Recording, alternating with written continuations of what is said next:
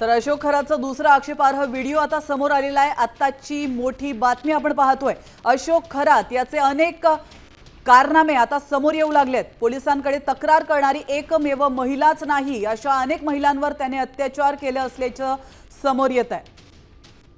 अशोक खरात याचा आता दुसरा आक्षेपार्ह व्हिडिओ समोर आलेला आहे आणि या व्हिडिओच्या माध्यमातून आता चौकशी कशी केली जाणार आहे हे पाहणं महत्त्वाचं असणार आहे। याविषयी अधिक माहिती देण्यासाठी आपले प्रतिनिधी अभिजित सोनवणे थेट आपल्यासोबत जोडले गेलेले आहेत।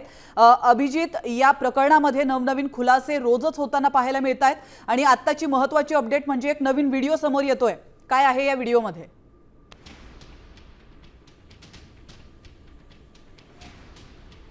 अगदी बरोबर आहे। हा जो फोटो एक नव्याने समोर आलेला आहे, यामध्ये ज्या सुरुवातीची जी पीडित महिलेची तक्रार होती तशाच पद्धतीचे पूजाविधी या फोटोमध्ये देखील आपल्याला बघायला मिळतील। अगदी अशाच पद्धतीने ही जी मोडस ऑपरेंडी होती, त्यामध्ये वेगवेगळ्या ज्या महिला आहेत त्यांना सुरुवातीला कुठल्या ना कुठल्या प्रकारचं आमिष दाखवलं जायचं, कधी भीती दाखवली जायची आणि मग त्याच्यावर उपाय म्हणून हे पूजाविधी सांगितले जायचे आणि मग हे पूजाविधी करत असताना त्यांना गुंगीचं औषध देऊन त्यांना हिप्नोटाइज करून मग त्यांच्यासोबत अत्याचार केले जायचे, अशा पद्धतीची सगळी माहिती समोर येते। आता सध्या हा जो नवीन फोटो समोर आलेला आहे त्यामध्ये देखील तशाच पद्धतीने आपल्याला एक महिला जी आहे, पीडित महिला, ती त्या ठिकाणी पूजेला बसल्याचं आणि तो सगळा पूजाविधी त्या ठिकाणी सुरू असल्याचा या फोटोमधून देखील आपल्याला स्पष्टपणे दिसत आहे। सुरुवातीची जी तक्रार होती त्यामध्ये देखील आपण जो व्हिडिओ व्हायरल झालेला होता त्यामध्ये देखील सुरुवातीला अशाच पद्धतीने त्या महिलेच्या डोक्यावर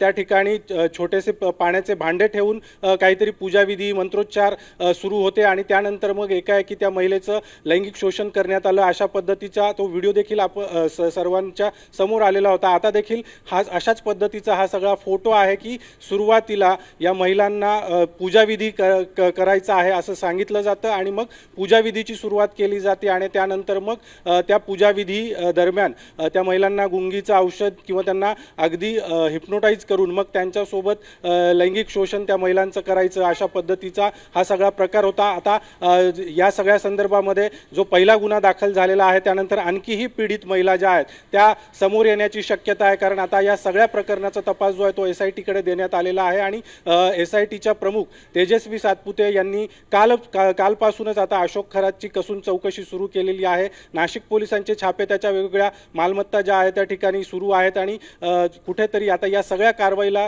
वेग येताना आपल्याला बघायला मिळतोय। प्रामुख्याने खरातचे मोबाईल रेकॉर्ड्स असतील, त्यासोबतच काही डिजिटल फॉरेन्सिकच्या तंत्रज्ञानाच्या आधारे हे जे व्हिडिओ आहेत त्या व्हिडिओंचं देखील तांत्रिक विश्लेषण केलं जात आहे आणि या पीडित महिलांना न्याय कसा दिला जाईल किंवा न्याय कसा देता येईल या अनुषंगाने आता SITकडून आता तपासाला वेग देण्यात आले। नक्कीच धन्यवाद तुम्ही दिलेल्या महत्त्वपूर्ण माहितीबद्दल। आपण पाहतोय नवीन फोटो आता व्हायरल होतोय। या फोटोमधून तपासाला आता कसा वेग येणार आहे, कशा पद्धतीने चौकशी केली जाणार आहे याकडे देखील आपलं लक्ष असेल।